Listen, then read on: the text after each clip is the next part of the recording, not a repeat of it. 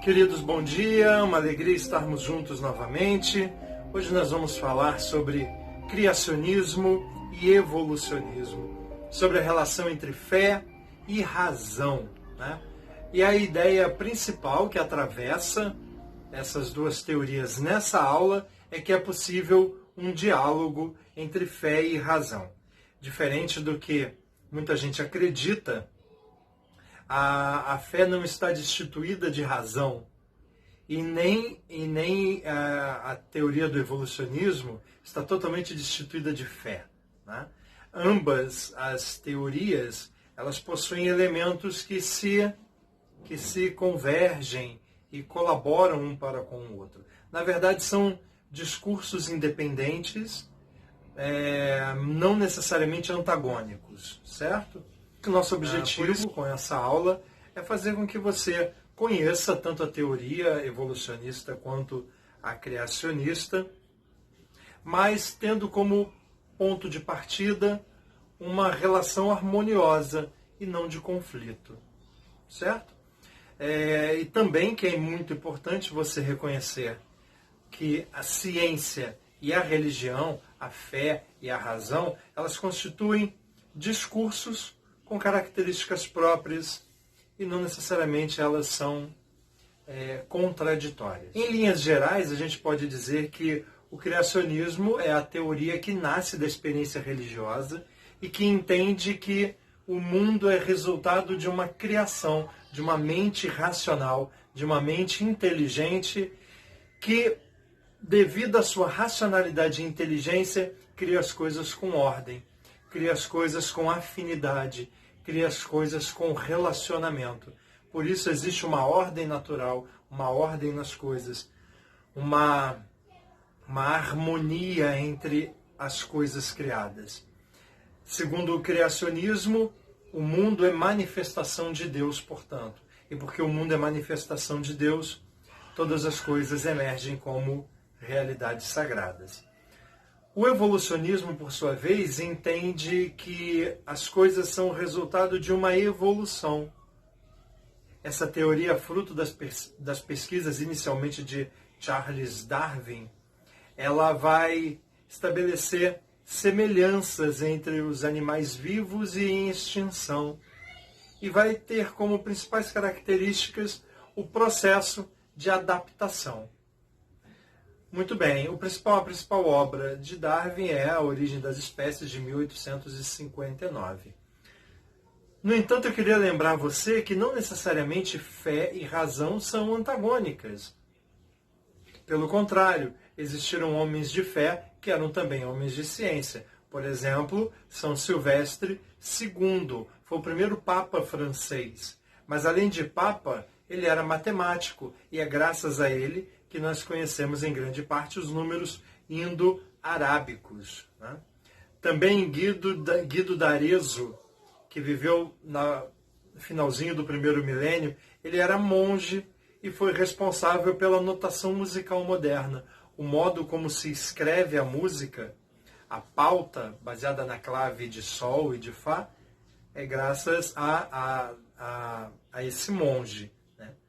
Também Santo Alberto Magno, que foi padre dominicano, doutor da igreja, era reconhecido químico, né? E foi responsável pela descoberta do arsênio.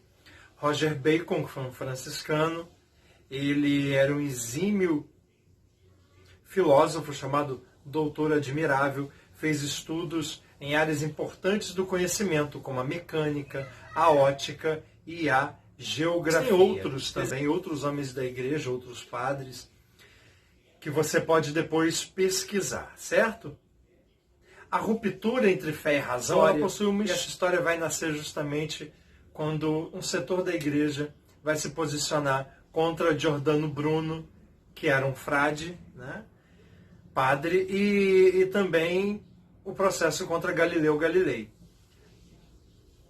Esses dois eventos vão produzir uma coisa que não existia até então, que é essa ruptura entre fé e razão, como se a fé atrapalhasse na razão e como se a razão não precisasse também de uma dose de fé, de acreditar, mesmo que seja acreditar no potencial humano.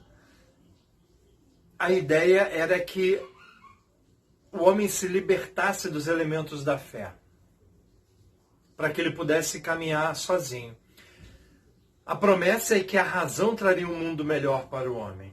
E aí os iluministas vão se valer dessa ideia, e essa ideia vai atravessar o século XVIII, o século XIX, até que a gente chega no século XX.